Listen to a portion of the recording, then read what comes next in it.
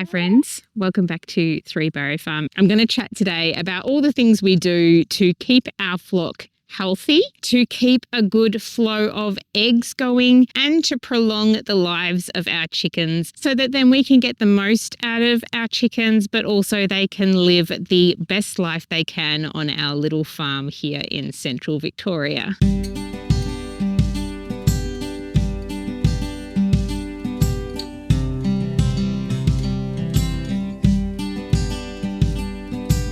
As you can see, I'm out with my chickens, and alpacas and sheep are right in front of me, actually. And I've got Lavender here. Lavender is one of my hens. She's one of the ones I chose, and she is one of our laying hens at the moment. You can tell that she's laying because her crest and underneath her beak are very red. Now, I talk a lot about soil health and having nutrients in our soil, but the health of our animals is our top priority as well. So today I wanted to show you some things we do to keep our chickens healthy while also saving money. So I've been out of work for a while, and my big aim at the moment is to cut down our spending on food, but also to make sure that we're not wasting money. And if we don't keep our animals on our farm healthy, we can actually end up spending quite a bit of money on them in the long run. So my aim is always to keep our animals as healthy as they can be. As you can see at the moment,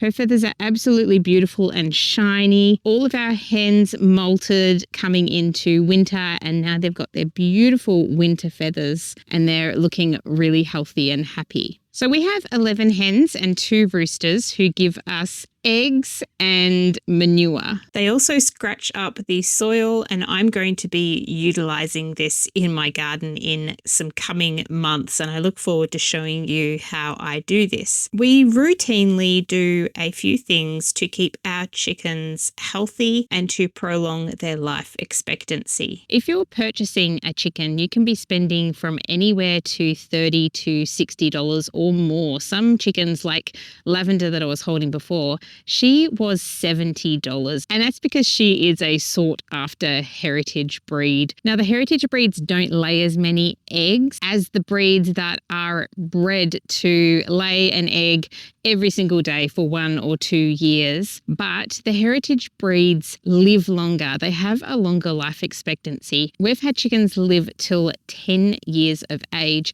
and they would have lived longer if it wasn't for Mr. Fox visiting one night and taking these beautiful chickens from us. We have been quite lucky with foxes. This was an early summer evening attack when the sun was still out, so it was quite unusual for us. And the foxes must have been really hungry because they don't generally come out into this wide open paddock. So that was quite unfortunate. But chickens really should be lasting around 15 years. Like with any other farm animal, the sheep, the alpacas, they should really have a life expectancy of around 10 to 20 years. But in the farming industry, they tend to not live that long because they start to cost more the longer the farmer keeps them on. With chickens, they start to produce less eggs, and so they cost more money in feed to keep them going. Our chickens live a long life on our farm because they are our pets, basically. They are here to live a good life, so we probably have a higher cost per egg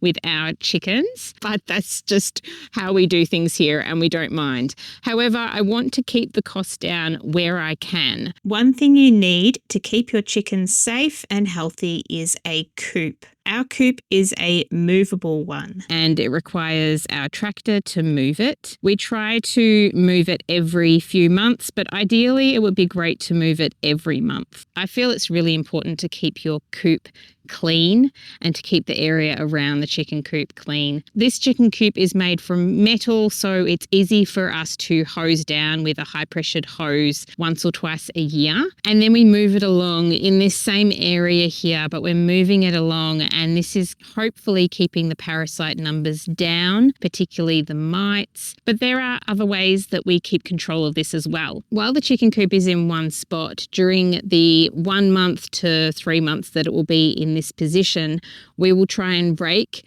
and shovel up as much manure as we can. And of course, we will use this in our garden. So we compost it first because the chicken poo can burn the leaves on our plants. So we can't put it straight onto the garden directly. But what we do is add it into our compost, and then in turn, it goes onto the garden after a few months of being in the compost. One big thing that we try to focus on here is we don't want our chickens to receive a lot of stress. Of course, they're going to be laying less eggs if they're stressed out. Having enough food is something that chickens need to keep their stress levels down. They will stress if they don't have enough food. We've had a really big problem pretty much from day one with rodents. So we have field mice come in, and no matter how often we move our chicken coop, dig up the mice nests and get rid of the mice, which involves the chickens having a tasty treat, by the way. No matter what we do, we just get a new colony of field mice moving in, making new tunnels and nests under the chicken coop and eating the chicken seed. So we've tried a few feeders for our chicken feed in the past. All of them were open to the elements. So they allowed rain to come into them, and they also allowed the rodents to eat from them at nighttime. And because we have all these chores on our farm, putting away the food at nighttime became quite a chore to do, and we couldn't achieve this all the time. So our biggest problem in regards to keeping the cost of our chickens down has been the rodents eating our food. And I've known about the company Omlet for a long time. I knew that they were a UK company, but I didn't realise that they also sell here in Australia. And as soon as I learnt of their smart, no-waste chicken feeders, I knew this product was for us. The technology behind this feeder interested me from the beginning. It has a light sensor on the front, and this enables it to know when it's daytime and when it's nighttime. Once the evening closes in, the doors on the feeder shut, and then when the sun rises in the morning, the doors open once again. This solves our first problem with rodents eating the chicken seed and will save us hundreds more on wasted food. We've not seen a single rodent tunnel since moving the coop and setting up this new feeder. The feeder also uses no spill design, so the seed won't spill out of the container and tempt the rodents or go to waste. The feeder also solved the issue of rain getting into the food, and it came with some extra positives that we didn't think of before getting the feeder. Our chickens can now eat without being bullied, which was happening quite a bit, but we weren't truly realising how much they were bullying each other while they were trying to eat. By having to put their heads far into the feeder to get to the seed, they are not seeing each other while they feed, which means that the higher ranked chickens in the pecking order won't be picking on the lower ranked ones while they're feeding. And this also lowers their stress, which is a bonus. It does use 4 AA batteries, but apparently they last around 6 months, so this cost won't be very high at all. You can download the Omlet app and keep an eye on the level of food in your feeder, and it will send you an alert when it is getting low. We provide dust bathing for our chickens, so they love to dust bathe in the ground around the chicken coop. We have a big mound that is supposed to be a compost mound, but it is acting like a big dirt mound for our chickens, and they love to dust bathe in this. And we also like to dust them with diatomaceous earth. We also put diatomaceous earth and calcium in the form of shell grit into the food and porridge that we make for our chickens daily. So diatomaceous earth is great for keeping the parasite numbers down externally and internally. Providing the chickens with fresh water every day is really important for their health too, and we like to put a dash of apple cider vinegar into the water as well.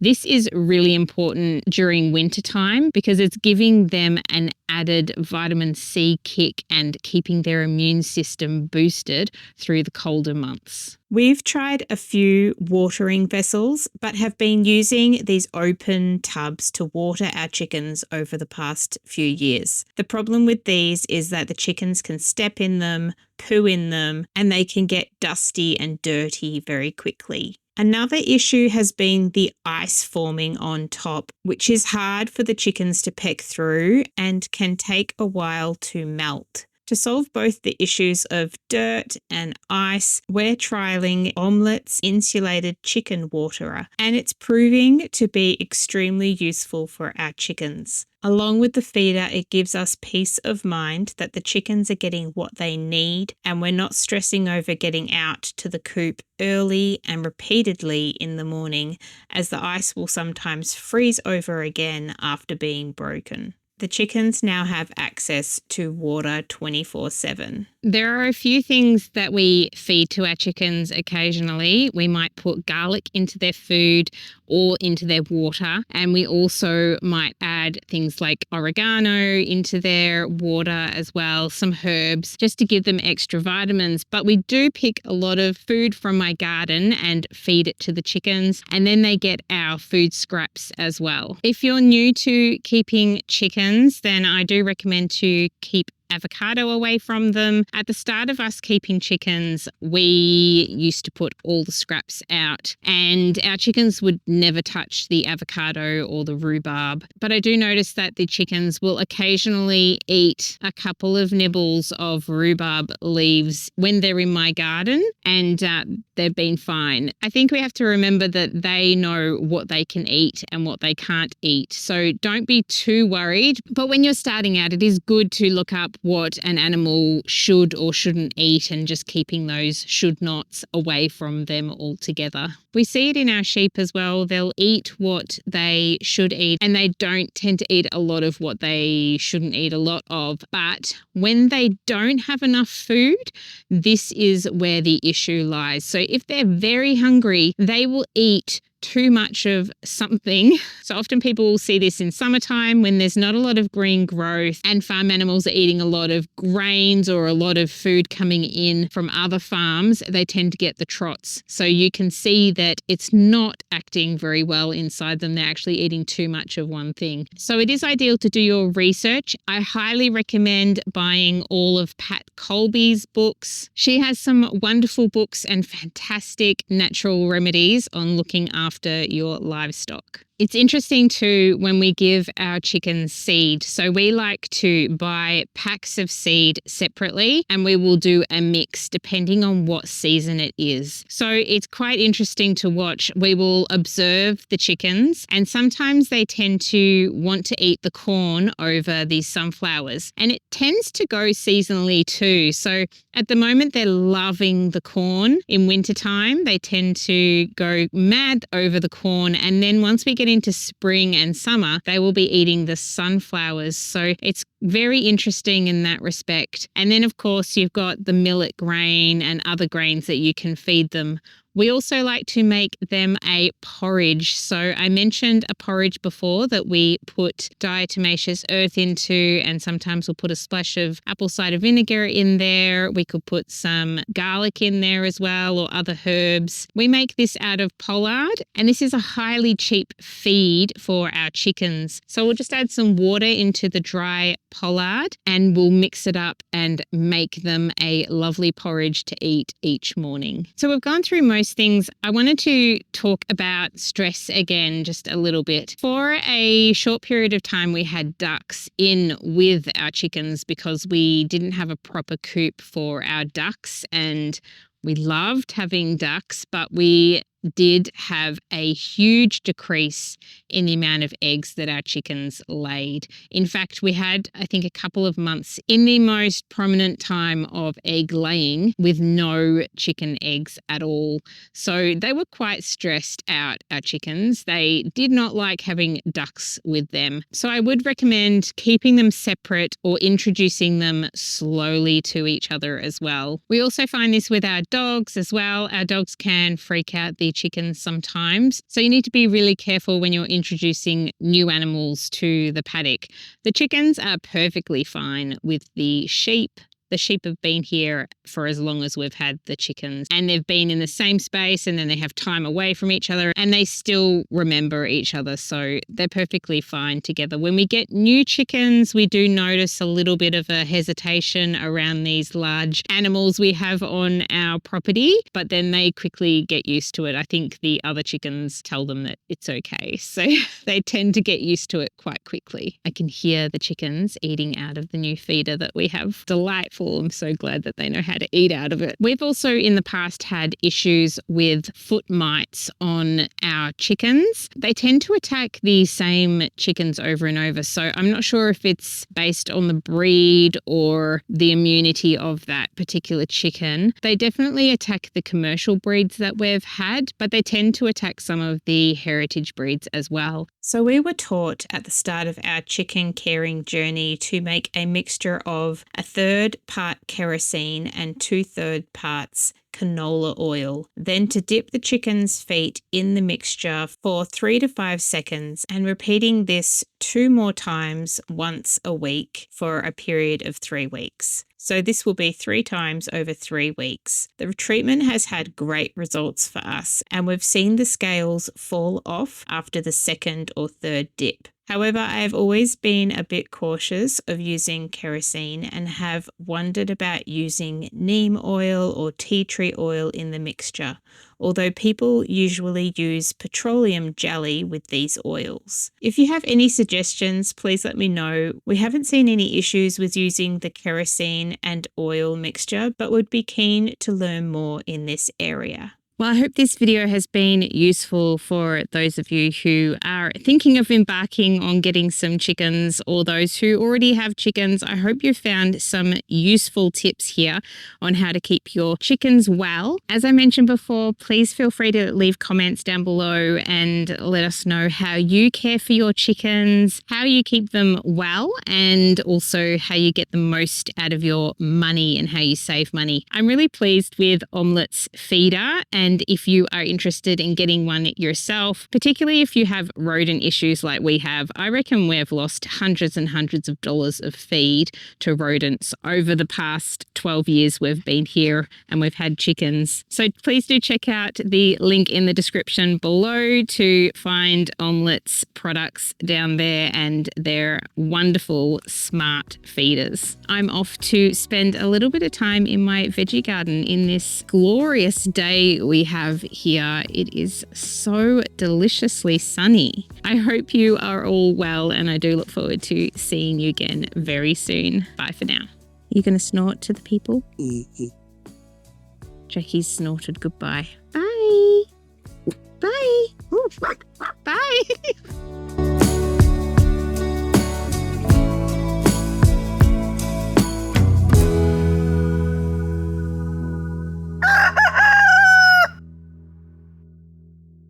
This is going to be very interesting filming this with all the animals around me. Got a ram to my right who is now going up to the camera. Away from the camera. No, away from the camera. No, that's my camera. Yeah, hello. Hello. I think I'm just going to be patting our ram at the moment, giving him head scratches to keep him away from the camera. Come on, boy. Let me film. I can't work in these conditions. You have to leave my camera alone. And I've got a rooster coming up behind me. I can see.